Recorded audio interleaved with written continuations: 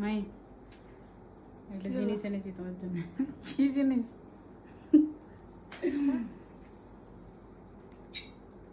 Chocolate?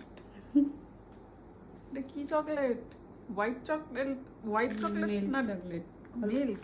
হুম কত দাম নিয়েছে দেখি। বাবা 200 টাকা দাম?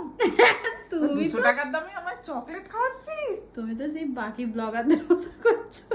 না 200 টাকা চকলেট? হ্যাঁ তো কত দামি চকলেট নিয়ে আসে।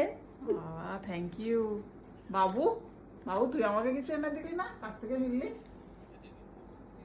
হ্যাঁ কি আর কি আনবো? তুই তো কোনোদিন কিছু একটা নিয়ে আসিস না হাতে করে যে মামি এটা তোমার জন্য।